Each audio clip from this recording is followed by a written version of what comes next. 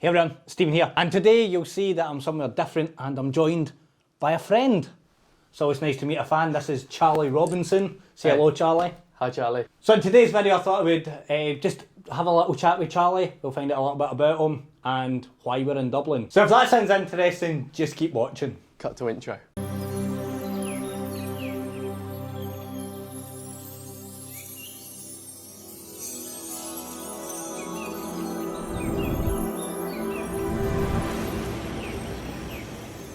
So as you'll see, we're somewhere different. We're actually here in Dublin with this beautiful backdrop, which is my grand's curtains by the looks of it. And Charlie, we're going to just have a wee chat. You're going to introduce yourself to my followers, all Yeah. 3 of them. So tell them a wee bit about what you do, where you're from, all that. So, I'm based in the Midlands, Worcestershire area. I'm a creator and real worker. Real worker. Real worker. Predominantly on ships, corporate and wedding stuff. And now sort of moving more into hypnosis and stuff like that. And yeah, I do a lot of close up, but I also do a lot of stage. You also do a lot of content on TikTok. Do a lot of content, Instagram, TikTok, socials. That's pretty much it. I create a lot. One product in particular we're going to get into a bit later We'll on. mention that in a wee bit. But I create a lot, but not a lot of... I don't release a lot of it. Oh, so you're a bit underground. Yeah. Nobody. You're basically like the creative magician that no one's ever heard of. Yeah, exactly. A bit like Rory Gallagher that we actually had an interaction with earlier. Yeah, well, yeah. Well, it's one of those things where I think when it comes to being creative, which I'll sort of talk about a bit later on, a lot of the stuff I don't share or don't publish because I want it. I want it for myself. So selfishly, you're Yeah. trying to keep it to yourself. Yeah. Is there a reason you don't want other magicians doing it? Is it because your brand, or is it because you just don't want them doing it? It's a good question. I think partly it's because it's like a uniqueness thing, isn't it? How many people do Omnideck? How many people do sponge balls? I feel attacked, right? If you're watching any of my videos, you'll see quite regular, I do sponge balls and Omnideck. That's it. Like, so, how many people do it? Everyone. But no, don't get me wrong, I do Omnideck, right? I love Omnideck. I do ring flight, I do double cross, I do a lot of good magic that's commercial and put out there for magicians to use. But at the same time, a lot of my set, probably maybe half of it, is original material, because the thing is, so many times, you hear people say, "Seen this one," or I've even had people. It's like I've done Omnideck to people after they've said to me, "Oh, we saw a magician at George's wedding, and oh, it was amazing. I did that, and then the deck of cards changed into a block of ice." I heard someone say that once, which I thought was funny. Block of ice, right? Let's be honest, it's a bit of plastic, and it's normally really warm because it's been in your pocket for all day. Yeah. So pocket sweat and everything, and it's a block of ice. I don't know how many people have said that to me as well. I bet Kieran does it. Kieran's the only person, let's be honest, Kieran Johnson's probably the only person that actually does Omnideck with a block of ice. Hi Kieran, if you're watching. So let's kind of go to the beginning. Okay. The big question, is it the normal story? How did you get into magic? So it was a friend of my dad's who obviously is a magician and does this full time. And I was friends with his son at school. We went to the same school together. I was because I was friends with him, I was invited to one of his birthday parties. I think it was 4th or 5th birthday party, so it was really young. It wasn't like, 8, 9. And sorry, hit the mic. And his dad was there doing magic. Right. So it was basically. So a sort of magic basically, show. his dad got the gig for his son's birthday party. Yeah. Yeah. So, anyone watching, how do I get gigs? Just book yourself. Yeah. So, obviously, with that birthday party, you were kind of inspired from the magic that he was doing. I'm guessing it was like Hippity Hoppity Rabbits, Run. That's what I was going to say. Sam Run or whatever. Things like colouring book, change bag, I would imagine, things like that. He did a nice levitation, or a chair suspension, I think it was. But the thing is, and this is what I was sort of thinking about, I was hooked from that. And I was like, Yeah, I want to do that because I want to find out how it was done. I wanted to learn it. So it's more, I want to be a magician just to know how it works. A bit like myself, when I was young, I got a magic set, and I thought I completed magic because I knew how everything in the magic set was done. Yeah.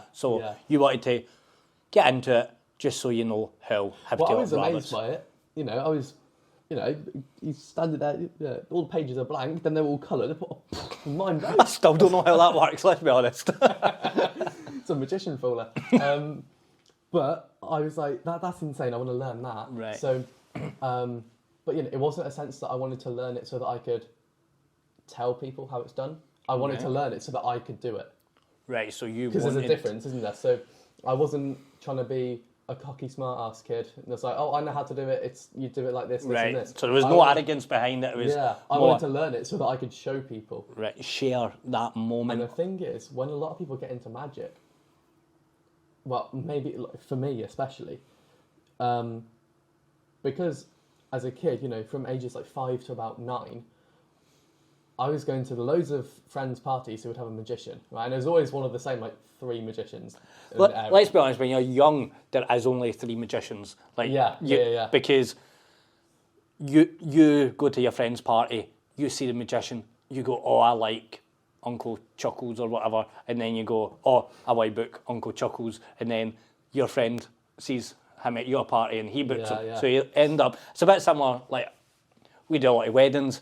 I do a lot of weddings where I meet people that were at a wedding 2 years ago, 3 years ago, because it's the same circle, so it's the same kind of Gary, thing. Barry and Larry. Gary, Barry and Larry. That's an inside joke. Hello, Barry, if you're watching. So obviously you were inspired by the kids' magic, and you don't do kids' shows, do you?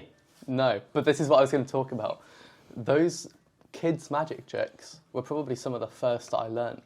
Mm-hmm. And do you know what? It surprises me because if you buy like a magic set for a kid, you know, a kid's magic set that are aimed at, you know, ages, you know, 8 or 10. They're all very similar with similar tricks. They've all got cups and balls, they've all got a paddle trick, they've all got a Svengali deck. But not only that, the thing that I found interesting was I had a few of those different sets, and in probably, I had maybe 4 or 5 of those sets, in probably 2 or 3 of them, they had a magic colouring book in them.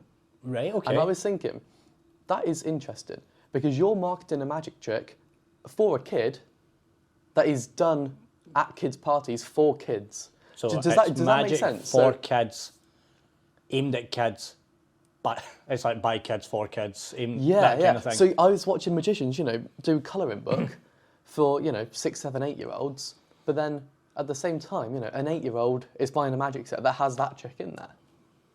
So, and that's sort of how I got started. Do you feel, going into, obviously you've released stuff, but we'll come back to your story, do you think that's a conscious decision from the producers to put the tricks that they're familiar with in? That's a good point. So they can go, maybe. you can do this too. That's probably a good selling point, you know, because kids would remember a magic trick, you know, like a magic colouring book, and then if they see that in a magic set, they're going to want to buy that and learn it and know how it works. That's good, yeah. Have we just cracked magic marketing 101? Yeah, but think about it. They wouldn't put hippity hoppity rabbits or run rabbit run in there, would they? Or like, I don't know what else. I don't know what kids entertainers do, but like to put like Silver Scepter or like it could be they're familiar with it, so they're getting that.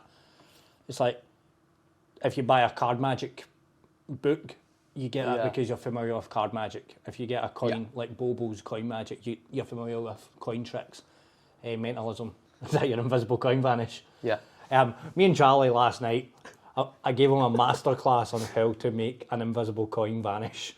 Like, it was a coin that didn't exist. It was like 25 minutes. Literally, that's the technique. But I was also going to mention, getting into magic at an early age has its advantages and disadvantages. So you got into magic young, and you said advantages. What's the advantages getting into magic young that it gave you? Okay, so advantages getting into magic young. First of all, you'll have more experience. You know, so, some people don't start magic. I was looking on Facebook the other day. I saw a comment. A guy said he started magic when he was in his late 30s, and that, you know, which is quite an older age that to is quite start late, magic. 'cause most people get and in about and someone 12. replied to that saying, "You think you're an old timer? I started at magic at 73 after I retired," which is insane. But I think it's really interesting where you start with magic. So when I started magic when I was 5. After seeing the magic show, I got a magic set for my birthday. Blah blah blah. And obviously, those tricks are aimed at kids. So you now have an arsenal of tricks that are aimed at kids, so you have knowledge on that, and Yeah. that's your foundation. And Yeah. from there, you've then transitioned into. So, is like it you close- said, paddles, the curved shapes where it's like long and short, and then you swap them over, and then they're which is now been brought out by Murphy's. the long and it's short of Darrow. it. Yeah. What else? Things like just kids' tricks like the plastic cup symbols, things like that. And you know that's a great starting foundation. But you know, if you start magic when you're in your 30s or something, your first Not really resource play with is the toys. your first resource is probably going to be Tarbell or Card College, Royal Road, something like that. Do you think starting with the simple kids tricks is an easier way into magic? So imagine, say I'm 35 years old, right, and I want to get into magic. Do you think it would be easier for me to go down the route, get a magic set, learn the tricks that are in that, or buy Tarbell or Card College and work my way through that? What do you think? It's interesting, and I can see different sides of that. I would think start with Card College, Tarbell, whatever, or, If you're or older. Royal Road if you're older, because And then simply if you're because younger. if you're older, it's not gonna appeal to you. If you're buying Marvin's Magic or Phantasma or Durgan Henning or however many kids magic sets there are, those aren't going to appeal to you. Whereas a nice bound book or DVDs or whatever, that's sort of An adult product. it's an adult training resource, isn't it? But I started quite young with the books as well, because I got Tarbell, Card College, all that sort of stuff when I was probably about Because 7 you or had 8. the magician influence through your dad's friend. Yeah, So yeah. you had someone to guide you away from the kids' magic sets. Yeah, So yeah. you're not stuck. So I started with the kids' magic sets, and I just went through them like that, and it's just mastered everything, learned all the skills necessary. Mastered everything. That's a bold claim. That's a bold claim. Mastered everything from the magic sets.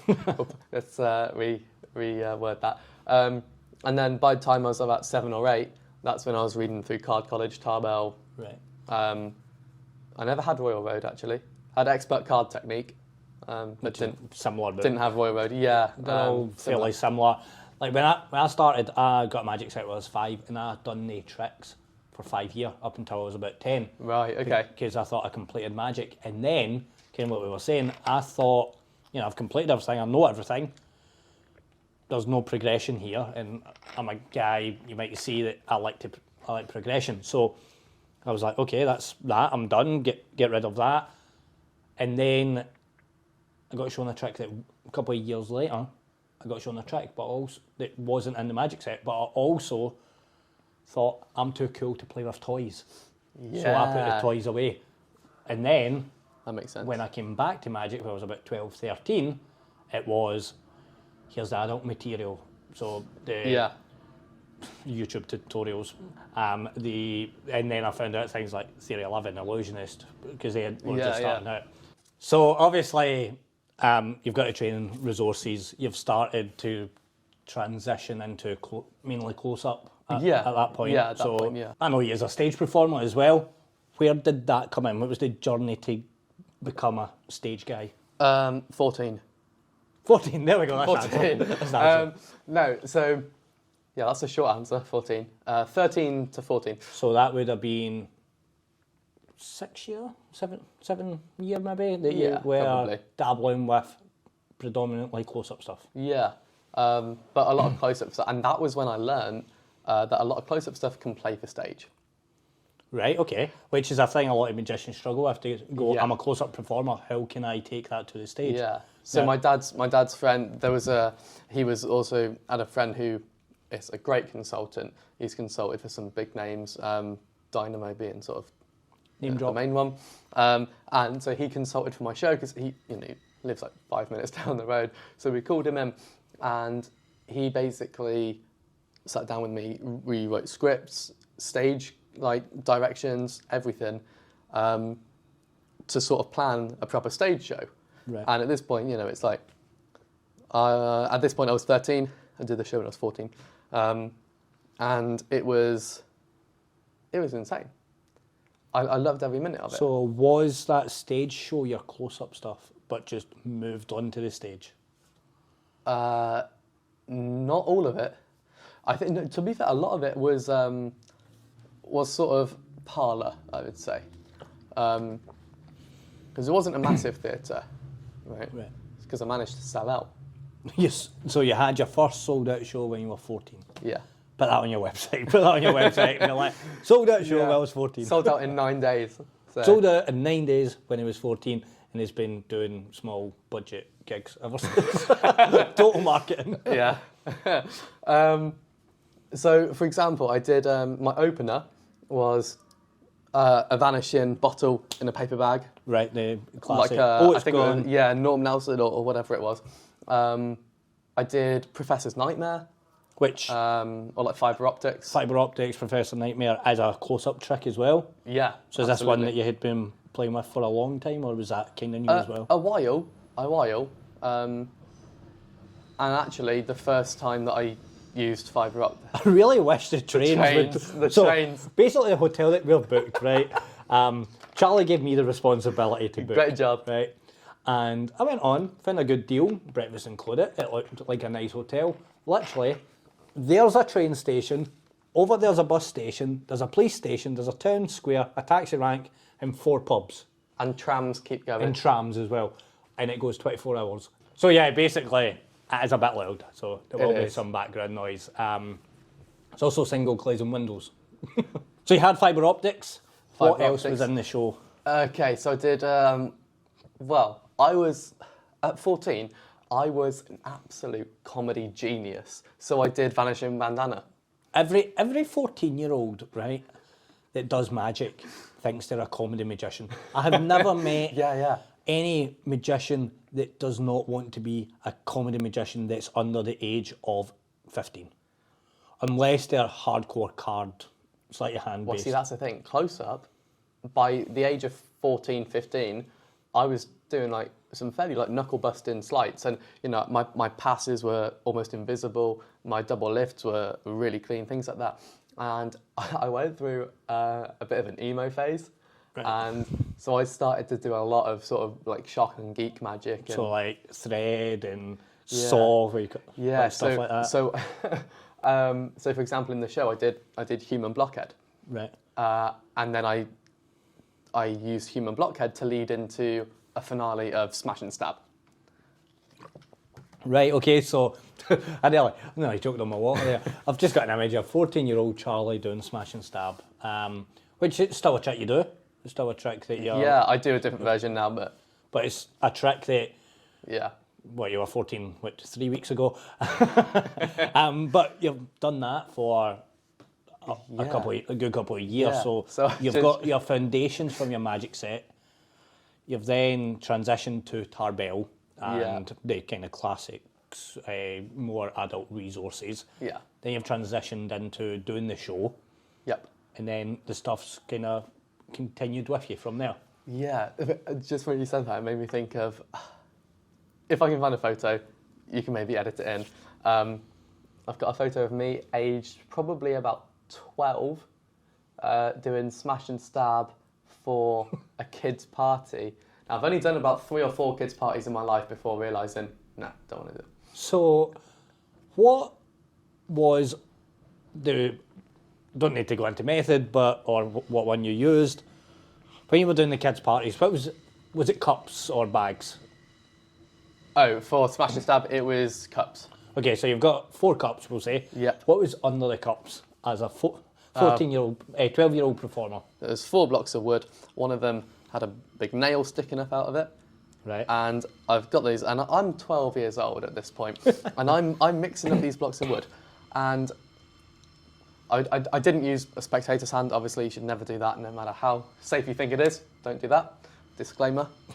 Don't use spectator's hand for smash and stab. Wait. We'll put that there.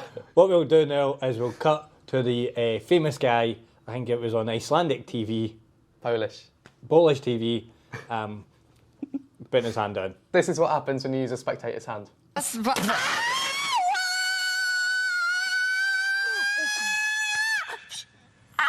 And if I can find this photo, obviously, I'll get you to put it up. There is a little girl who I'm using for smash and stab to mix up the blocks of wood. She's probably about 6 or 7, and the table is taller than her. And she's... So at that point, you're like when you're young, people that are 2 years older than you seem really old. Yeah. So at that point, in her mind, you're a big boy, you're an adult in her mind. So you should be in control of this. So Yeah. But you're terrifying as wee girl. Yeah. So you've also got Smash and Stab in the 14-year-old show. What else? Is there anything that really you look back and go, I don't believe I've done that?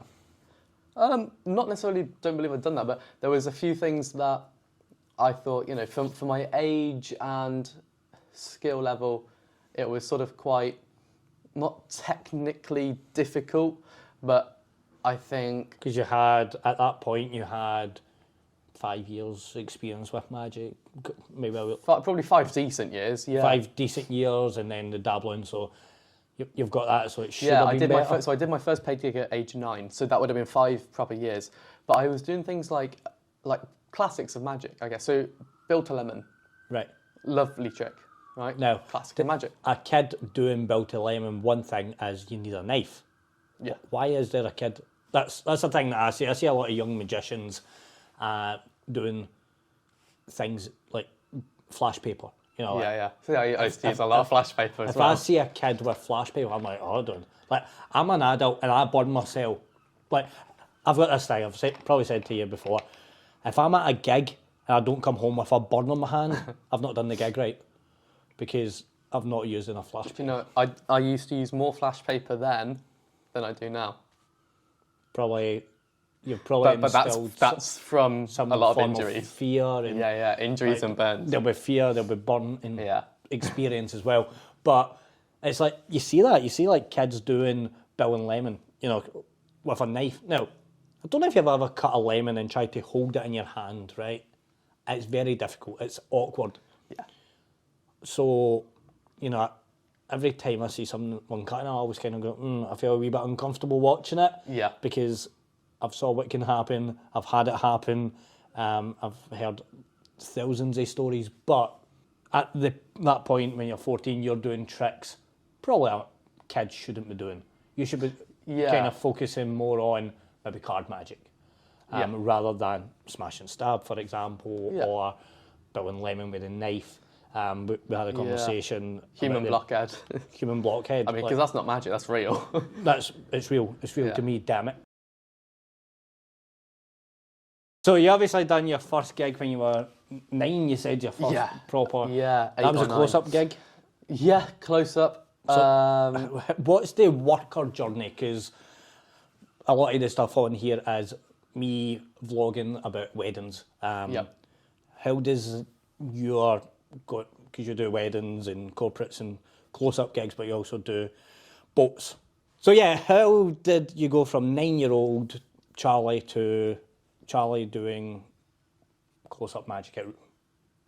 I know I said real gigs there, but at weddings and corporate events. So did my first gig at age 9. That was for a friend of my mum's. Right, and what kind of environment was it? Because it's always interesting when you're really young, kind of gigs you get are a bit strange. So to be fair, it wasn't too bad. It was, I think it was a birthday party for my mum's friend, who was, quite a bit older than my mum. I think it might have been a 60th. Right. Okay. Maybe 60, probably a 60th. Yeah, thinking if that would have been however many years ago, probably a 60th. And it was at a very nice golf club nearby, and it was like a 3-course meal, so it was table Magic.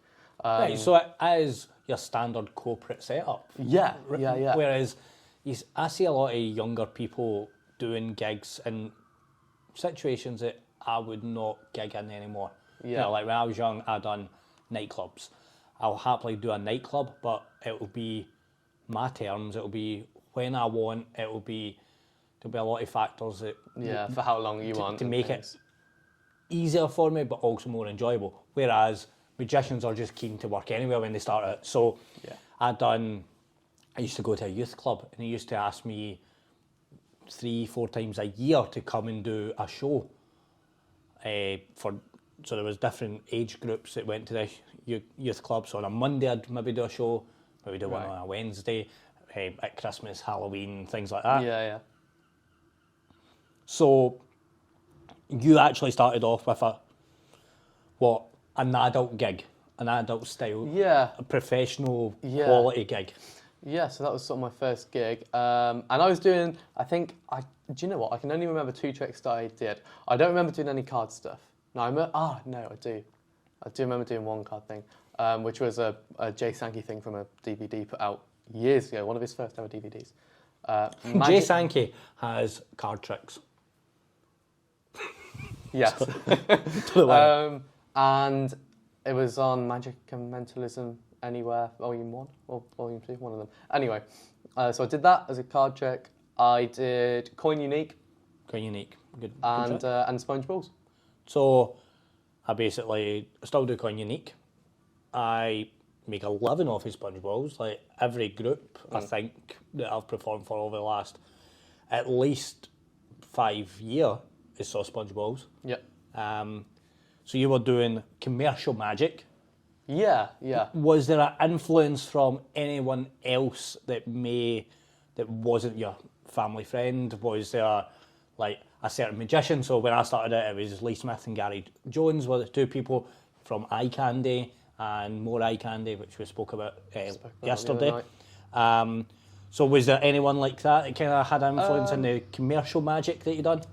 There's a guy called Stuart Millward, and Trains, and he. I'm just now thinking of that, you know that meme, I like trains! So, Stuart owned a magic shop near me, brick and mortar, which obviously not many of those about. And I used to go, not often, it actually wasn't too far from my house. Probably maybe a 40-minute drive. Right, okay. Or on the train now, it's about 25 minutes. Used to be owned by a guy called Stuart, and I used to go sort of after my birthday. I got money for my birthday or Christmases. So when it was an experience to go when you had like financial gain in your life, so Yeah, yeah. birthdays, So it people wasn't- would give you money. Oh, he likes magic. There's £20 on a card for your birthday. Go buy a new trick. So it wasn't something, I didn't go every weekend or anything like that. It was just sort of like a few times a year. And he showed me Coin Unique for the first time in the shop, demoing it. And I didn't buy it straight away. Right. I was like, I wonder if he'll do, like, because he did it with the glass. So, you put the penny there, the pound there, put the glass, spin it, lift it up. My 9-year-old brain, poof, fried. And I remember seeing Coin Unique, right, and I knew what it was. I saw Etienne Pradier do it pretty much similar, and it was a totally different trick in my mind. I was like, how does that work? And then I watched his DVD, and I was like, right, okay. That's how it works. And I was disappointed, because it was the same trick, and I was like, I should have worked that out. So you had that influence yeah. in, like, the close-up magic that you do, you kind of mentioned as original. Like, I don't go, like, when you show me things and that, I don't go, oh, that's that trick. It's okay, I've worked out that he would do that, because he likes Lee Smith, Gary Jones, he likes whoever. Yeah. So you have quite a broad spectrum of magic that you do, Yeah. because you also do stage. We may have mentioned, depends if I've edited that part out yet, that you do boats. It's a theme in my life, boats. Like, what is it you do on the boats? Tell us a wee bit about kind of your career and how So that came about. essentially, it's very, very simple. I do 45 minutes of close-up during the day, and that's just around tables. Classic mix and mingle. Yeah. Or as I call it, interruption magic. Yeah. Sorry to interrupt. Yeah, Watch me for 5 exactly. minutes. Yeah, so 45 minutes of that during the day, and then at night, my 45-minute stand-up show, and that's a show that I wrote for ships. Right, okay. So you had an intention to go on the ships? Yes, but it took me a while to actually write the show for the ships because the first time I was on the ship, I went on with my show. Your commercial, normal, non-shippy, you book me for a gig, I do a magic show, right? And it just flopped. I mean, a lot of it was... Is that because it was a bad show, or is it a good show, but wrong environment? That's what it was, yeah. And it took me because I was on that ship for 2 weeks. And then at the end of those 2 weeks, I sat down and I was like, right, what went wrong? You know, all these different things. And then I completely rewrote the show. Some bits stayed, but I had to tweak them a little bit. Nothing was the same. In terms of... some tricks were the same, but not the presentations. So the presentations had to change. Yeah. So was it more... Your first show, the one that you done was, hi, I'm Charlie, here's a magic trick. This is a trick that I do. And then now it's a narrative, and here's kind of what I do, or is it just a completely different theme? So it's a different theme for the ships. Right. Because my show, I take inspiration from a few different magicians. I've got a style that fits me and suits me and my personality, but is also unique because there's a blend of different styles in there to sort of come up with one original style and character. You do kind of comedy. You've got more classical stuff, you know, like the classics of magic as well, and then you have the more kind of serious stuff as well. So without going through exactly what's in your show, you've got all the different blends, and you've got that kind of roller coaster. Yeah. So on the ship, it's like I cut out a lot of the deeper presentations, like whether it's more psychological or false explanations and things like that. I cut a lot of that stuff out and make it a bit more light-hearted. So I do more of the comedy and stand-up stuff in that. So when the magic's serious, you do the comedy. When the part are serious, you do comedy magic. Is that what you're trying to say? Yeah, sort of. So but it depends on the audience and depends on the environment. I mean, in some places, I'm not going to do stand-up comedy as part of it because I wouldn't do stand-up comedy in the same show that I'm going to do hypnosis in. Right. Okay. Right. Because it's too different. It's like I don't mind blending the styles and then people a little might bit. Not take the hypnosis serious, and it can impact the Yeah. quality of trance, if you know what we're talking about. Yeah, and especially if I'm doing the comedy first, which normally I would do. But so if things like that, it's like you can blend them a little bit, but I'm getting a phone call. I turned off notifications, didn't I? But I said I would, but I'm going to have to take that. Now that we've been rudely interrupted there, Charlie. Sorry, I thought I turned... That felt like 25 minutes to me, but to the viewers it would be 10, 10 seconds. Yeah. So Charlie just got a phone call. Popular. So let's try and get back where we were. Basically, you do a blend of the magicians. Yeah. Going through your stage show, what kind of would you say is your influence in the stage show? In terms of magicians that I'm influenced and inspired by? Yeah, so a lot of people, they go, I'm influenced by David Blaine, and then they perform like David Blaine, and you go, right, it's obvious. It's a David Blaine tribute act. It's a David Blaine tribute act. So, obviously you've... Watch. I know, the weird watch. demonic... Can you see? Watch. It's actually going through. Watch. Are you okay, aye? Is David okay? Don't know. Dino's dead. Right. Well, edit point. So, what kind of magicians would you say influence your show? Because you said there was 3 or 4. Yeah. Darren Brown. Right, so the kind of, what version of Darren Brown, because over the years there's been various versions, is it the Yeah. disclaimer, this is what I am doing, I am not real, or is it the more kind of serious approach that Darren's got? So it's sort of in between that. Right. Because, and this is the thing, with Darren Brown, he has got a bit of a lighter side to him. And not a lot of people know, he used to do stand-up. Yep, and he is also, some of his jokes are missed because Yes. he's got The whole serious Because he's got the personality. serious personality, Yeah, a you lot miss. of the jokes people miss and just go straight over their head. But Darren used to do stand-up comedy. And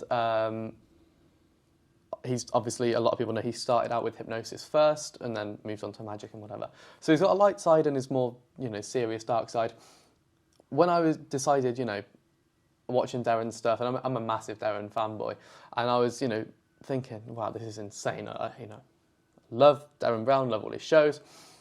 To pick one of those sides was really hard because I was sort of like, what do you call those things where it's like in the middle and then it rattles like that? It's like, grrr. seesaw. No. So you were kind of swaying to both sides. I was like, which side do I pick? And then I realised you don't have to. You don't have to. And a lot of people say, what's your style, what's your character? You don't need to have one style. I need to be that guy. Oh, Yeah. I like watching David Williamson, so I'll be zany, wacky, and do whatever I want. Then you just look weird. Yeah. You're not David Williamson. So you've got the Darren influence, which So is I've sort kind of went right in the middle, a bit of both, because not only did I sort of want to do both because I couldn't pick one or the other, but also, if you pick one or the other, then it ends up as a Darren tribute act. Because Right. it's too obvious that you're Yeah. copying one of his You're styles. just being him, so you're taking... It's like Eric Jones has a DVD called An Extension of Me, so you're taking bits from Darren that are your personality traits Yeah, and yeah, applying yeah. them. Oh, definitely. I'm not going to take bits from Darren and things like that don't fit me because I'm not Darren, right? And Darren's not me. I'd like to see Darren Brown do your act. I'd love that. I'd love to see Darren Brown do Breakaway Wand.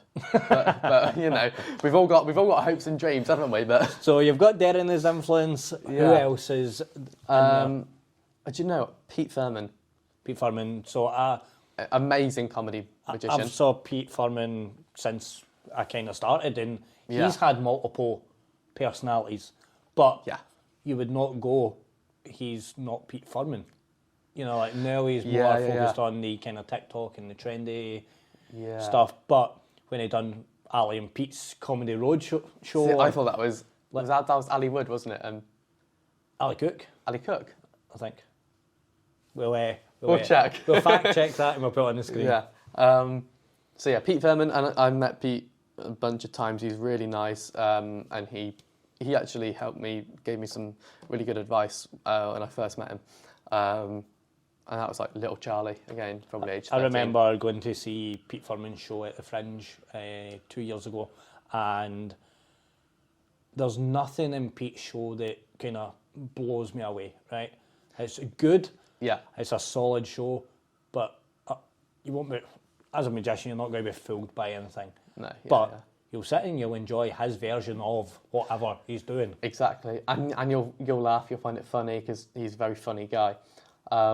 So definitely Pete Furman, Darren Brown, main two influences. Yeah, and they're very similar as well. Like a lot of people won't Yes. realise they are fairly similar in Yeah. what they do, but they're totally different as well. Yeah. So you would be able to watch a performance, magician in a mask, ironic, magician in a mask, nothing about their clothing. Their voice is disguised, but you'd still be able to tell who it was. Yeah. You'd still be able to go, that's Darren, because that's their personality. But You can tell by again, they're very similar. Like they'll still. So you've got Darren, you've got Pete. Yeah. Is there anybody else that's in that? I'd just say, other than that, just people that like have either given me really nice advice, really nice pieces of advice, and have helped me. Obviously, Stephen Blair. I'm a big influence. I'm the reason he's where he is. I spent a lot of time and doing some work with Ben Hanlon, who has given me some great advice. Who else? You also do a double act, kind of. How did I forget Matt? So, Jesus Christ. who else? How did I forget Matt? He's going to I be don't know. annoyed if I he thought you sees were waiting this. for me to ask about this. Right. He's going to be annoyed if he sees this. We apologise, Matthew. Sorry. So who's that other influence? Matthew, Garrett, Matt Garrett. Of Ninja Plus, Mr. Ninja Plus himself. Yeah, of the Ninja Rings, the Ninja range. Matt has been an absolute godsend. He's the one who got me onto, doing the ships, holiday parks, more stage stuff recently.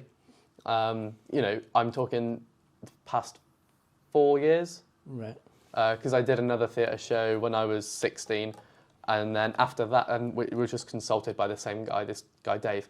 But after that, past 4 years, Matt's been the main influence for stage work and sort of consultant and advisor.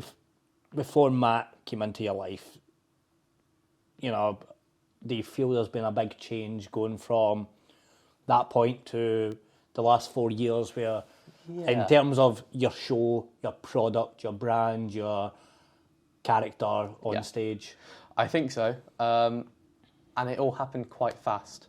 And a lot of it happened over lockdown, right? Because I was 16 years old, did another theatre show, and it was more higher budget, bigger scale, more illusion type of things, choreographed nicely so that at the end it all comes a bit more full circle, So a bit like Darren shows. Not what you would normally do, so you then need it input elsewhere. Yeah. Because you're out of your comfort zone. So, but now, that going out of my comfort zone, that is now my comfort zone.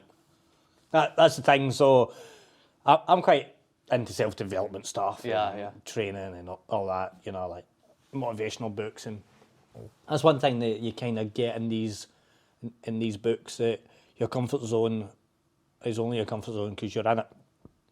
Yep. You'll then push yourself, and what makes you uncomfortable starts to feel comfortable. It's like when you do a close-up gig, your first close-up gig, you're like, hi, can I show you a wee trick? Magic? Right? Yeah. Now it's like, hi guys, sorry to interrupt, I'm Stephen, yay, fun, energetic. More confidence and everything, yeah. And we've had this conversation before. I've approached groups and said some weird things, and people have still accepted me into the group. But if I've done that at points where I've not been comfortable doing my solid introduction, then it would be weird. Yeah. So, like... The introduction is everything when it comes to close-up. And really, it's not everything. It's everything, but also it doesn't matter what you say. It doesn't matter what you say, as long as you get them on your side and they like you. So we've said before, I've approached groups. I've been like, "Hiya, shaggers." Top shaggers, yeah. Like, and people have basically went, Wait, what? And then I've introduced myself, and they're like, "You know what? I like this guy." Yeah, yeah. And he's funny. He's confident. He's cheeky. He's charming. He's mediocre. That's what he told me to say. He's mediocre at sponge balls and Omnidex, but we had a good time. So your comfort zone has changed, and that's because of Matt. Yeah. So what I went out of my comfort zone is now my comfort zone, and Dave consulted for that, but with a little bit of input from Matt as well. And then over lockdown, that show was just before lockdown. Right. Okay. Right. So that was actually the last show in that theatre before lockdown. Lockdown happened. That's when I started doing a lot of more creating social media, Instagram type of stuff. Because you lacked that magic in your life, because you couldn't go out and do in-person gigs, which is a lot of people, a lot of magicians did that, a lot of creative, arty people did that. I don't really think we need to talk about that a lot. Like, we were all there, we all had the same experience. Exactly, yeah. Although I will say, follow my Instagram at Charlie Robinson Magical. You do not. I now need to edit your thing onto there. I know. That's a lot of work. So thanks. I just did that because I know you have to edit that. But over lockdown, it sort of happened like that, and it was very, very quick. Matt Garrett was like, right, what are you doing? So, lockdown's here, what are you doing? And me and Matt, we sort of collectively called lockdown, and we were like, look, this is going to go on for a while. People aren't going to know what to do. And then Matt was like, right, you know what you need to do? You need to develop your act and make it so damn good so that by the time lockdown's over, you can get out and start being better than you've ever been before. So it was a bit like a prize fighter is going to challenge for the heavyweight title. They go into a training camp. They go into a 6-week, 8-week, 12-week program where they knuckle down and all they do is they watch what they eat, they watch every movement the body makes, they train as hard as they can to get in the best shape. And I've said this to you before, there's a thing in wrestling called be ring ready. Yeah. The problem with lockdown was a lot of people sat about not doing magic. And then when they had a gig, they went and they died on their arse. Yeah. Because they've not done magic for a year. So you kind of got your ring rust off, got your structured your show, performed, practiced the show. You know, you probably stood in your bedroom multiple times talking to yourself, like we all do. Some people line teddies up. Don't know if you did, but That's just a way of saying that you did. we've all done it. Let's be honest. And you basically went into that fight camp, and you went when this is all done. I have this product. I have gained this.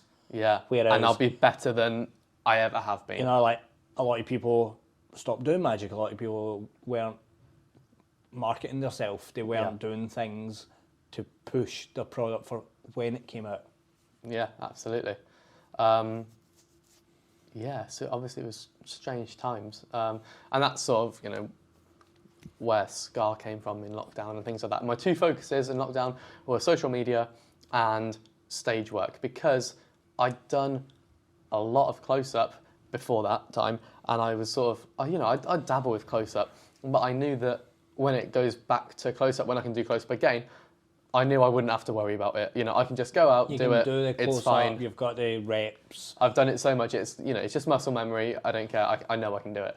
So it's about that stage stuff where Matt was like, you know, when we come out of lockdown, you've got to have, you know, a damn good show. And I was like, okay, amazing. I'm going to come out of lockdown even better than where I am now. So then I got onto the ships kind of during COVID, because the first time I was on the ships, still had to wear masks. Was there restricted times? The only time on the ship that we were allowed to not wear a mask is when we were performing or eating, and that's it. Or obviously sleeping and whatever, but when you're alone in your cabin kind of time. So, you never experienced the ships without the restrictions until after lockdown, way like 2 or 3 years on.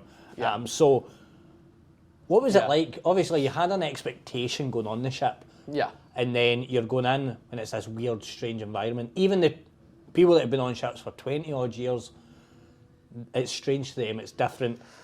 How did you find that from what you expected being a cruise magician or being on ships to what it actually was in that weird, uncomfortable time? So do you know what? It was, I don't really know what I expected. I was pleasantly surprised.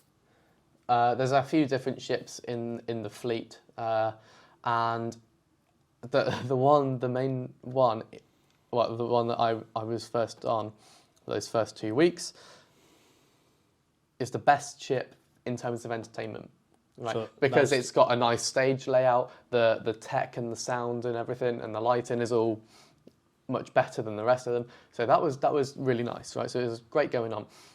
And to be fair, so you went from doing close up to performing in this beautiful, amazing venue with people wearing masks on. So you've got the doing close up, the buzz from that. We'll forget about the off time. You're in this amazing venue, but it's weird and uncomfortable. It's that. Because so it's like close up, lockdown, where it's doing nothing pretty much, and then stage, in a top venue. So you basically went. Close-up magic, people always say, is the bottom of your rung. It's the bottom of, you know, it's one step above the canopies. Like, you hear that a lot from close-up magicians. You know, like, there's people like Piff the Magic Dragon who were close-up magicians and they've realised how below everybody else they were and became Piff. So you went from being that, I want to make it clear, I'm not belittling close-up magic. It's hard, it's what pays my bills, but it's also not got the prestige. So you've went from that to the nice, beautiful theatre, dressing room and all that. But and forgetting about, obviously, the uncomfortable COVID time. Yeah. You've got that beautiful theatre setting. I want to mention, I'm still not at the top of the ladder. I still want to take. I consider myself like a third of the way up this ladder, right? I want to get right to the top, but just to put that out there, I'm not far. I'm only like a third of the way up this ladder. I've still got a lot to learn and a lot to do. I'll teach you everything. Don't worry. But yeah, so really nice experience. The first show, as I've mentioned already, just flopped, right? And it was on the first night because I arrived to this ship and I arrive at 6:20, right, in the evening. We set sail at 8:20, and then I'm on at 9:00. Right, okay. So by the time I actually get onto this ship, it's about 6:30 now. Right, so I arrived to the terminal at about 6:00. By the time I'm actually on the ship, it's 6:30. And at this point, I've still got all my stuff with me. I haven't unpacked. I haven't even seen backstage or anything yet. It's about 6:30. I've got to do a show at 9:00. No time for sound checks or sound rehearsals. I haven't even seen my cabin yet. I haven't seen the theatre or backstage or the bar or anything yet. And it's just like, for the first time, it's quite stressful. But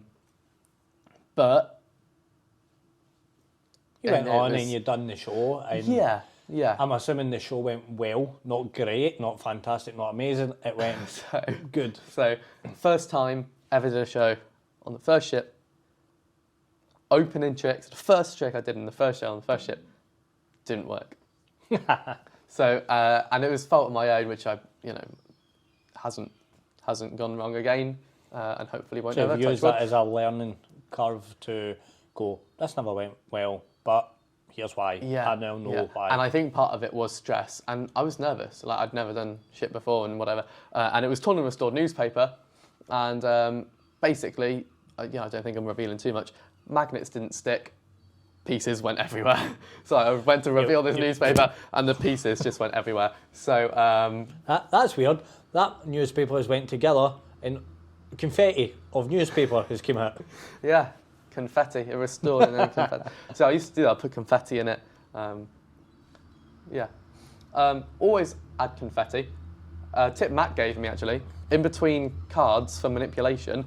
You'd put a card down, put a bit of confetti, a card, bit of confetti, bit of confetti. And then when you back palm them, when you're producing them, you produce them with confetti falling down. It looks really, really nice. Every trick is either enhanced with fire, confetti, or witty banter.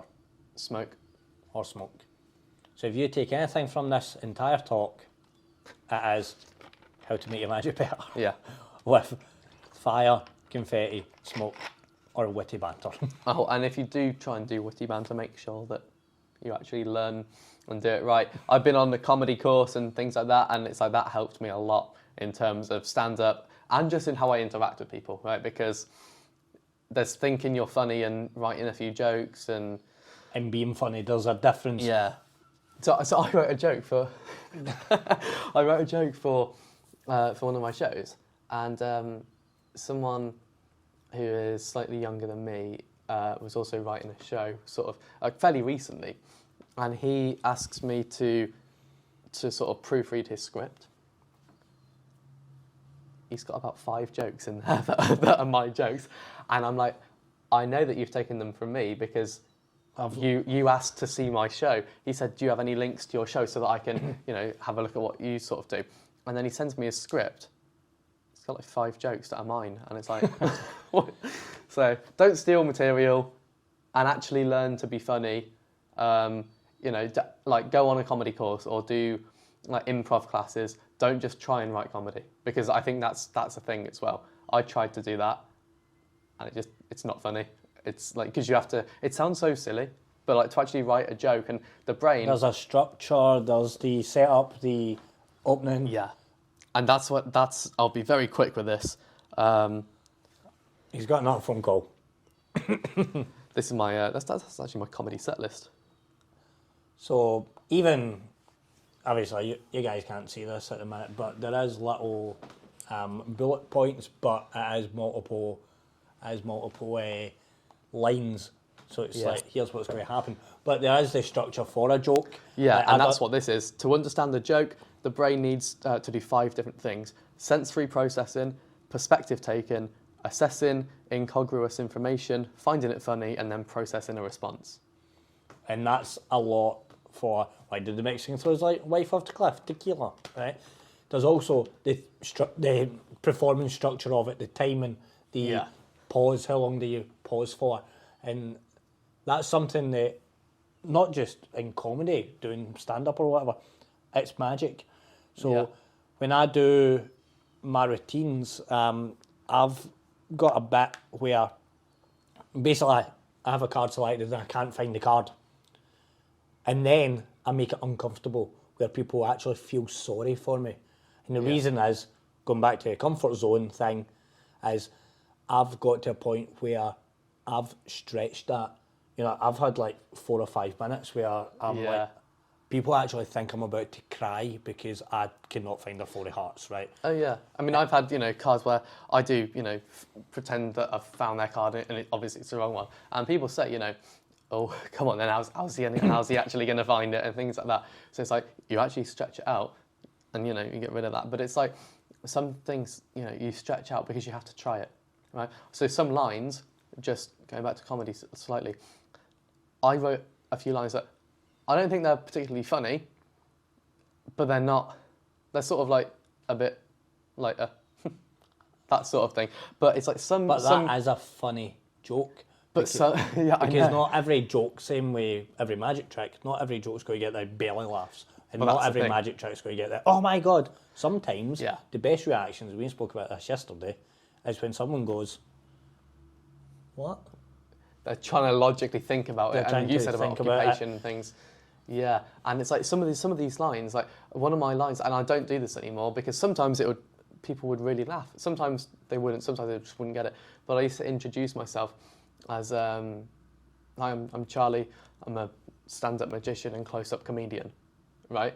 And because the thought process for me was like, what the fuck's a close-up comedian? Do you know what I mean? Just go around table to table telling jokes, and it's like I just found that concept really funny, but. And the stand-up comedian, the close-up comedian, we spoke about that as well. Yeah. My concept is I want to be a close-up comedian where I just walk around, don't do any magic. The promoter or booker goes, "Have you saw a magician?" "No, I've not saw a magician. But Stephen was amazing, that Stephen guy." Yeah. So you're getting that feedback that you'd get from strong magic by not doing anything. And it's just you're a booked concept. to do magic. You just go around group to group. Have a chat with them, make friends. And that's the thing, a lot of close-up magicians feel, how do I approach a group? You approach the group, and then what tricks should I do? And my set list, should I have 3, should I have 6? I'll be honest, I miss out half my set sometimes because I'm just having fun. And I go, this trick will not work, this phase will not work because I'll approach a group, doing that. I'll chat with them probably minimum of 2 minutes before I do a trick. It's like, I'm Charlie, you joined the event, if you had a good time, the food smelled really great, what did you have, oh, how do you know Linda, and all this sort of stuff. Oh, really, are you local then, where are you from? Oh, you've also got a place in France, tell me more about that. It's like, I don't care, right? But you're building the rapport. But I chat to them for so long. You're getting the foundation of, right, they forget, this guy's annoying me. Yeah, and that makes the close-up magic a little bit easier because you're not putting the pressure on yourself. Yeah, and you're more likely to get a yes as well. And it's like, I don't think I've been declined in years now, but when you go up to a table or a group of people, "Hey, I'm Charlie, I'm the magician for this evening, would you like to see a magic trick?" A lot of people would just say no at that point. But if you build that reputation and have a conversation, relationship with people and have a conversation before you even mention that you're a magician, I'll have a 2-3 minute chat and then say, Oh, sorry, I should have mentioned. I'm Charlie. I'm the magician for tonight. Is it okay if I show you a bit of magic for a couple of minutes? I'm sure it'll feel longer, and I do all my stuff. At that point, pretty much guaranteed to say yes. Yeah. And it's just, you know, because they like you already. You've already won them over. They're already on your side. Yeah, it's like Jay Sankey's got a thing. People aren't qualified to say yes or no to a magician because they have a stereotype of a magician. They haven't saw a good magician. It's like I always say, I don't like magicians. Like people say that, and I'm like, well, cool.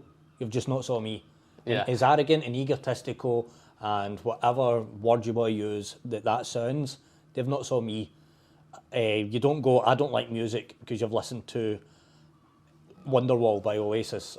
You just don't like Oasis. So you then go and you listen to hip hop, R&B, punk, whatever. So there's different genres, and that's and that's the same with magic. And if you've got the personality, like there's people I like, but I don't like their music. There's comedians I'll watch in interviews, but I don't like their stand-up. There's people that I'll, like I like them as a person, as a personality, but I'm not really the biggest fan of what they do. Yeah. But because I'm a fan of them, I like what they do. Yeah. So they can be mediocre or average or not to my liking, but I like it. And that's the same with magic. There'll be something that we can do. You like me, you like my tricks. And like we've spoke about this week where like I've got an attitude where I don't care. It's your life. But because I've got that, I don't get the pressure of what if I get caught? I'm like, I get caught. And this is my philosophy, and this is not the right way to look at it. Depends how you want to look at it, like from a business point of view or whatever. But at the end of the day, Charlie's approach, in which Charlie says might be right, it might not. We will never know. There we go. But at the end of the day, because I always get paid up front, before the gig, and it's one of those things. If you don't pay the balance by this date, then I just won't turn up at the gig. Simple as. So I've already got their money, right? So if I flash a double lift, or if someone says I know how you do that, or let's say I don't know what. Let's say I'm doing double cross and someone sees the thing, stamper. We can say that because they advertise it as a stamper. Yeah. Let's say someone sees a stamper on my finger. I don't care. It's like at the end of the day. But that makes I've been paid. That makes you a better magician, I think, because as we were like we done a masterclass on how to load coins on each other, right? Yeah, on hands and shoulders. And I showed them how I do the Omni deck. Now people go, right, I've got a deck of cards. I need to switch this for this block. I'll do this choreography. And I was like, Charlie, look, boom, that's how I do it. And he's like, right, okay. Same with the coins. Yeah. And he goes, what if you get caught? I'm like, I don't care. Like, if I get caught, I'll go away and I'll probably go, why did I get caught? Was that me? No, that was them. Did this happen? Yeah. So I will analyse it, but and probably feel bad. Oh, I got caught. Great. But I give the spectator the attitude, oh, you've just put that coin on my hand. How else is someone going to do it? Yeah. And the problem with some magicians will be like, if I get caught, I'll be like, like the coin, like, and they try and justify it, and I'm kind of like, don't justify it, just go. It throws a lot of people off. It's not real. It's not. Yeah. We're just having a laugh. It's we're personalities. A lot of people, if they get caught, they wouldn't know where to. They'll lose their train of thought, and they won't know where to start again and things. It's like, if you're on stage, if you're a comedian or magician, whatever, and you get heckled, a lot of the time it throws people off, and you don't know where to. Oh, hang on, where was I? Where do I need to restart from? That also comes from inexperience as well. And I think once you've done X amount of close-up gigs, you start to not have that tension, and the audience can feel that. Because I remember my first gig, I done a card trick, and I could just feel the tension, like in myself, because I was like, "Oh, I've got to get this right." But then I do this similar card trick now, and I don't feel that tension from the audience. They Yeah. relax because I'm now relaxed, and that again comes from stepping out of my comfort zone, getting comfortable in that zone, and having people do that. So obviously we've spoke about the ships, we've spoke about how you started, we've went through your journey. You mentioned social media. Why social media? Why not? Right? It's Good question. It's the growing platform. Like social media platforms are forever growing. They're only going to get bigger. There's going to be And- something different as well. There'll be a Yeah, different there's always name. different things, trends, and Ironically, whatever. this is on a social media platform. Exactly. Commonly known as YouTube. And Remember to subscribe. and quickly mention, very, very quickly, just going back to how I started Magic, YouTube tutorials. I mean, it's like, don't agree necessarily with exposure online and stuff now, but getting into it, Jay Sankey, Disturb Reality, like people It's a like that. good way to get into Magic, and Yeah. again, I used it. It was a way to find out about decent things. Yeah. You know, yeah. like I found out about Theory 11, like literally not long after they started. Yeah. Because I loved that. By the way, right, the Dana Hawken album, which is the music that they used in all the original Theory 11 trailers and videos, amazing, right? Honestly, if you can ever find it, look it up. But yeah, so the exposure thing's good, and obviously as social media grows, that will grow as well. Yeah. And the thing is, just again very quickly, as a kid with no money, can't buy books, DVDs, Magic sets were only like for Christmas and birthdays. YouTube was the number one place to go to. Yeah. You So know? how do you feel that it's, you looked up the tutorials, how do you feel now being a personality on social media? Like, where is the kind of line between I am a personality, but I'm not going to show tutorials? Yeah, so it's a difficult one because there's a lot of magicians on TikTok, Facebook, Snapchat, Instagram, whatever, right? And a lot of them have obviously a large following, and a lot of them have that large following because they reveal magic, right? I'm not going to mention names, Yeah, yeah. but you know but who I'm they're on about. trying to get the views from doing Yeah, that. yeah. And it's the easy route. But it's like Yeah. life, there's an easy route to everything. Like if I wanted to make £1 million, I could rob a bank. Or I could work my arse off for the next 25 years to make that million. Yeah. So there's the easy and the hard way. And what kind of is your inspiration for the social media? Is there anything that you like thread through your videos or through what you do? And talk about kind of what you do as well, because we're kind of just touching on that Thread through. thread. So essentially, like for Instagram and TikTok posting, it's just visual magic.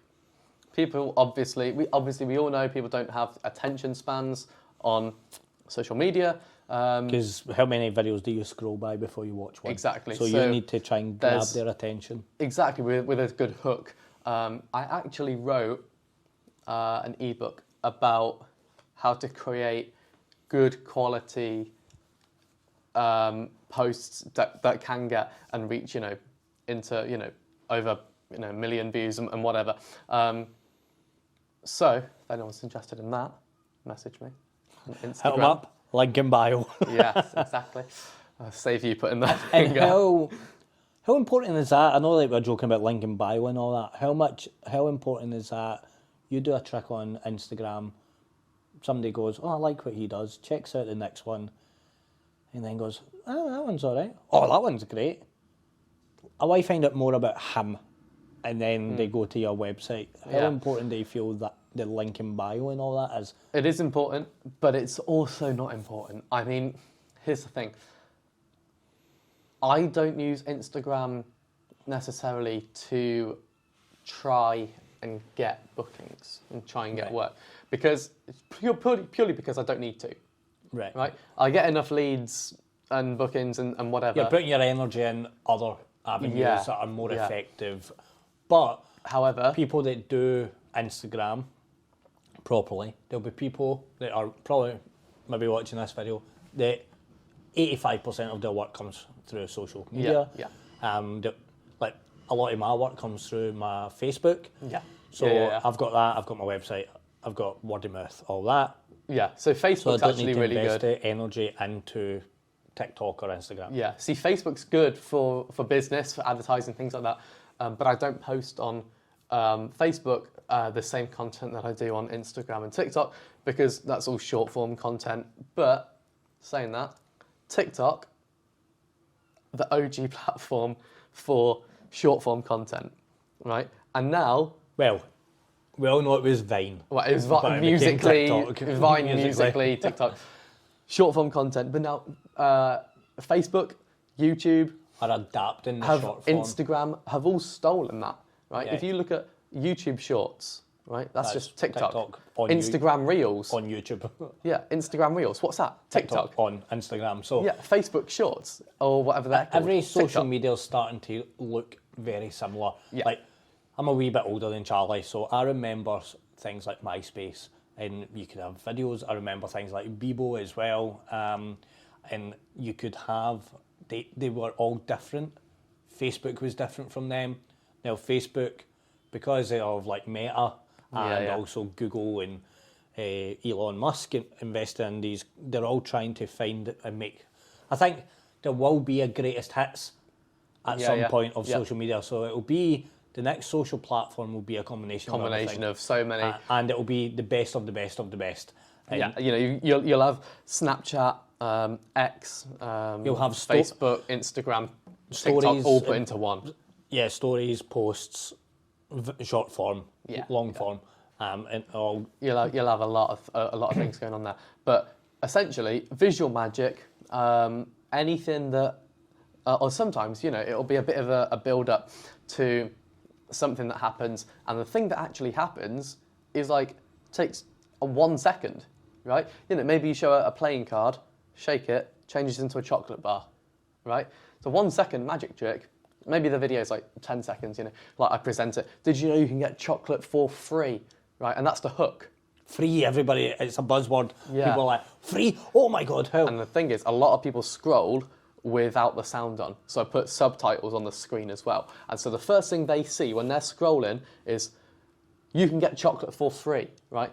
That's in the first 2 seconds. They're going to want to watch and they that. don't realise it's a magic trick. They go, oh, Exactly. wait.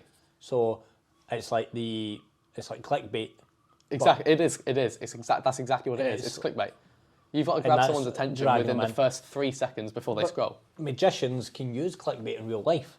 You know, like Yeah. they can say things in their act that create an emotion that's not really there. You know, like we spoke about the Omni deck, where it's like, you will feel it disappear. Yeah, And you're then gonna feel it getting warmer or The whatever. audience member will go, I felt that disappear. Yeah. They never. You told them that's Yeah. how they're going to feel. So, And I'll tell you what, the psychology of that, by the way, if you've put an Omni deck in someone's hands, if you say, if you just put, like if you do that for me, like, if you just start doing this, right, saying, watch, you'll start to feel those cards feel it. heat up, you will be surprised about the number of spectators going, I'll literally ask them, can you feel it? And I'll do the Darren Brown, like the head nod, as a, like the sort of, you can feel that, can't you? Like, the amount of people who agree, yeah, I can feel that, it's insane. so that's a real life clickbait. So if you're ever wondering where clickbait came from, it came from doing the Omni deck. So thank you, Mark Zuckerberg. We are glad that we influenced you, and feel free to put your check in the post. Yeah, but no, yeah, social media, it's only growing, and there's a lot of different, you know, you've got to have different algorithms for different things that are always changing. But, you know, you've got hooks, call to actions at the end, hashtags, what times to post, all things like that. Like I say, I wrote a little ebook about it on how to, you know, properly shoot content. I tell you who is crushing it on social media. I know who you're going to say. 3, 2, 1. Jack Rhodes. Yeah. Hi, Jack. Rhodes. Hi, Jack. Hope you're Hi, watching. Jack. We can't shout that on. Can't shout hi, Jack. Playing. But yeah, Jack's killing it, and he's Because he doesn't reveal focusing anything. He on doesn't the short form as well, and Yeah. it's a thing that doesn't do exposure, but he's killing. He's very, very good at what he does. everything that he does is fast. It's very Yeah. fast and flashy, and it's not like he's not on TikTok just like, okay, I've got cards. I'm going to need 21 cards for this one. So, yeah. I'll use 5. I'll give you 5. You know, there is a place for videos like that. There is. Like, Yeah, definitely. and But it's not I'll be honest, TikTok. it's not TikTok, and I'll be honest, it's probably more magicians only, Facebook groups, things like that. Yeah. And the amount of magicians that I see on TikTok or Instagram Reels or whatever, and they're doing a card trick, and I look at how long it is, and it's like 2 to 4 minutes long, and I'm like, no one's going to sit through that. Also, any trick, right, where you have to count, or you're saying, okay, I'm going to make some piles, and then if you choose one of those, you're going to put it on any pile that you want, and then take 5 cards from there, and then take, I don't care, it's your life, you shuffle, right? Any trick where there's so much procedure, that's not going to do well on social media. It doesn't even do well in person, right? If you do any trick that you're counting cards or making packets, just stop it, please. Love from all the magicians in the world. Thank you. I think when they'll have the hook for this video, it's the bit where Charlie is just ranting. But I think also you get kind of the influence of people in person as well that social media is having. So That's I've true. realised since I've started working as a professional close-up magician that the attention span is going. So I need to be a little bit more fast-paced. Yeah. And watching people like yourself, Jack, everyone else on Instagram, you can get inspiration from that. So just because Charlie's doing a trick to camera, this is a different conversation as well. It's a different audience. Yeah. Yeah, okay, that won't work in the real world, right? Let's be honest about the trick last night with the receipt. That would never work in real life, right? No, of course. But the but thing is, it's not supposed to. There is the audience. The audience is different audience. the camera. And the thing is, it's like saying, it's exactly like saying, it's exactly like watching Zigzag Girl and saying, oh, well, you can't do that strolling. Well, obviously, you're not supposed to, because it's meant for a stage. You know, whereas some tricks, you look, oh, you can't do that in real life. Well, yes, because it's meant for Instagram. It's not meant for real life. Just like Zigzag Girl isn't meant for strolling. Do you know what I mean? Yeah, And exactly. a lot of people don't get that. And it does tend to be older magicians, but they don't get that very simple concept. And the reason is the older magicians is it's a new genre. They don't understand it. We are of a younger, more technically advanced, Technologically. Yep, that's the word. Advanced Yeah. era. So we understand how cameras work. We understand how phones work a bit better. We understand how social media works. Like the Spider-Man meme. Right. Again, you've made that a difficult edit because I'm now going to need to edit you looking back and forth to make it make sense. In social media, how do you pick the content that you want? Is that they just go through a list of tricks and go, that'll work, that won't?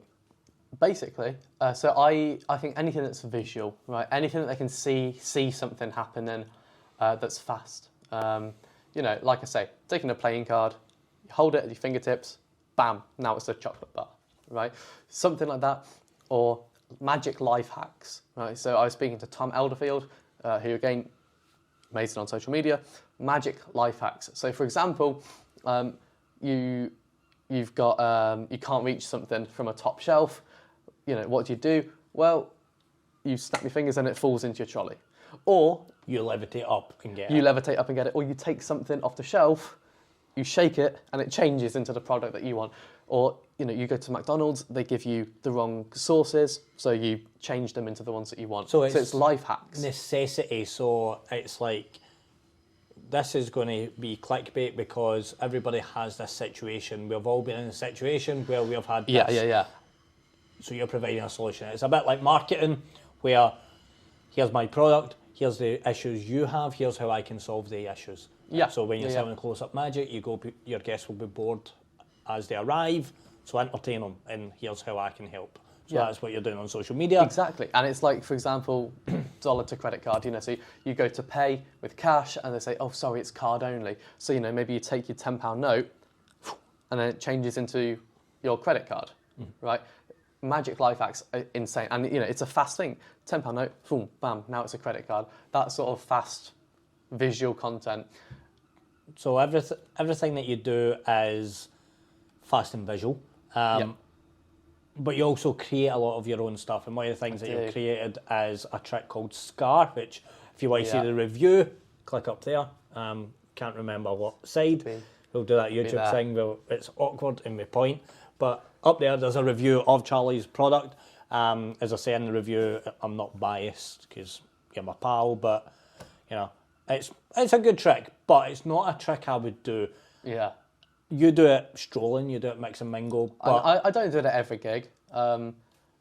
It's one of those things where I'll pick the crowd. I'll take it to every gig. I won't necessarily use it all the time. Social media, it looks great. I wanted something very, very quickly, sum it up. It's a multiple card reveal.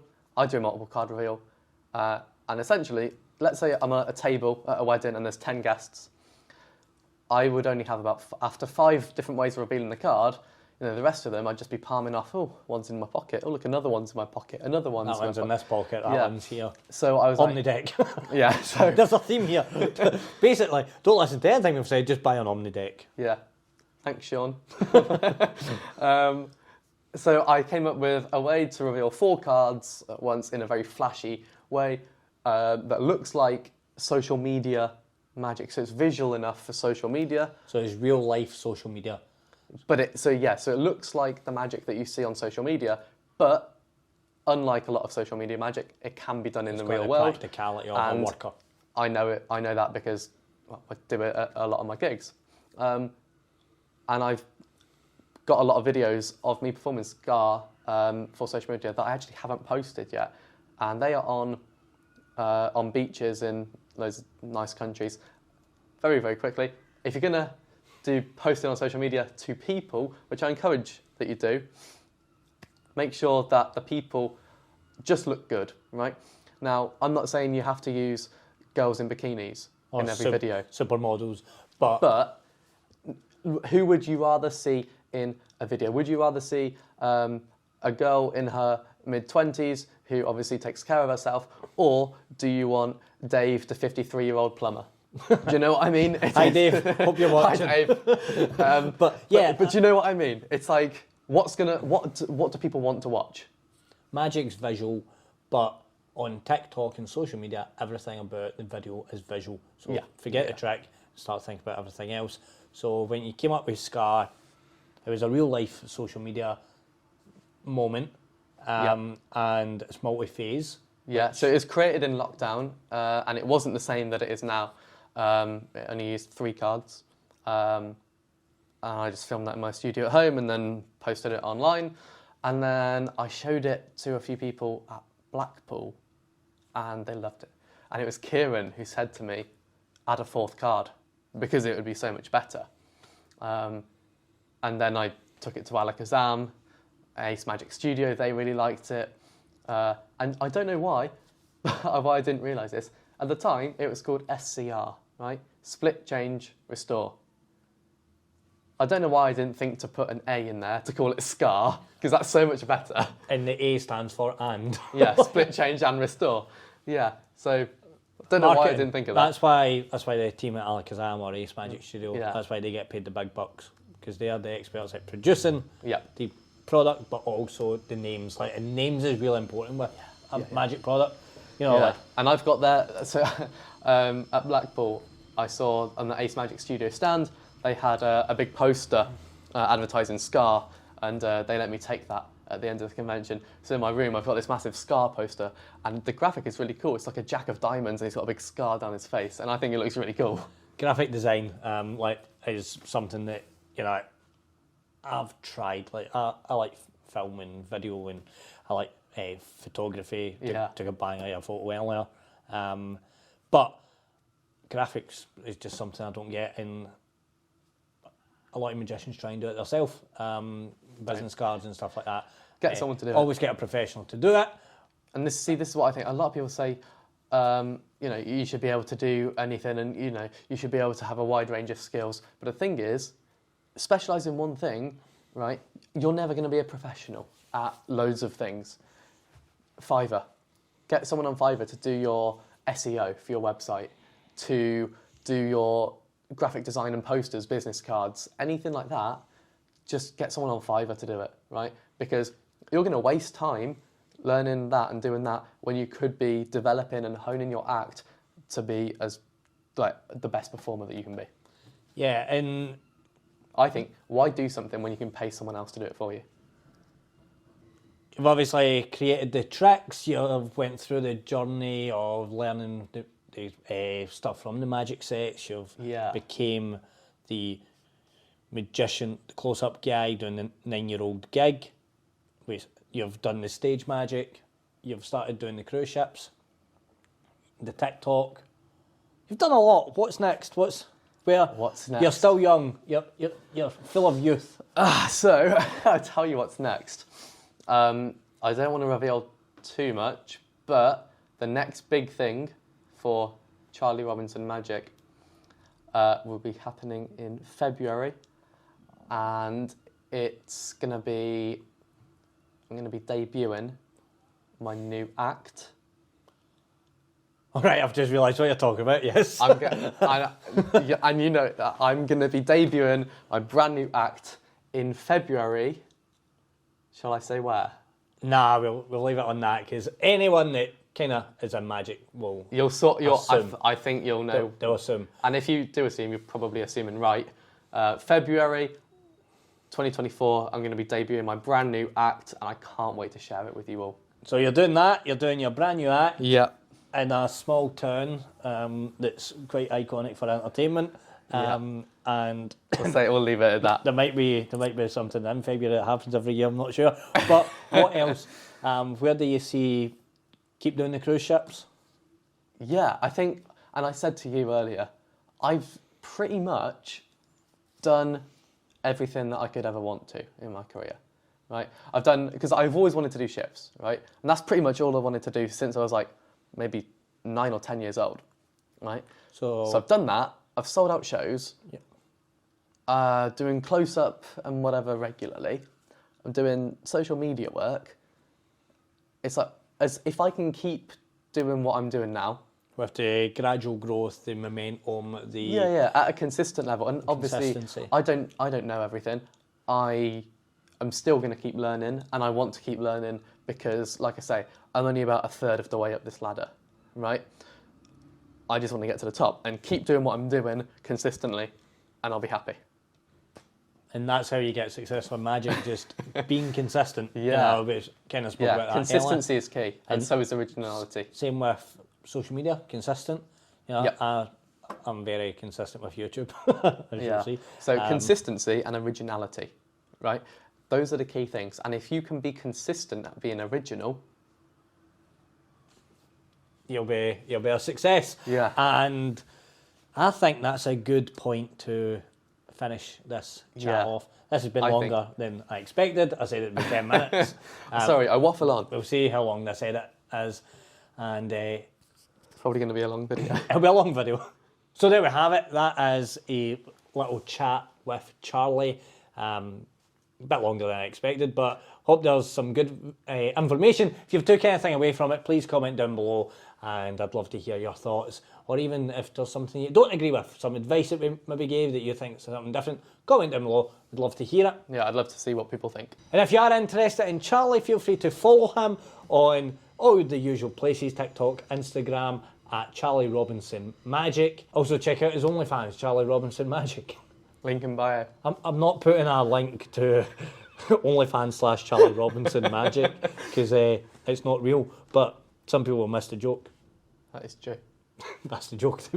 People will miss it. Yeah. And if you have enjoyed the video, make sure you give me a wee thumbs up. Click the subscribe button. Switch the notification bell on. Ding. Because every time I post a new video, you'll be notified. And that is it for the video. I'll see you again, maybe with a different friend.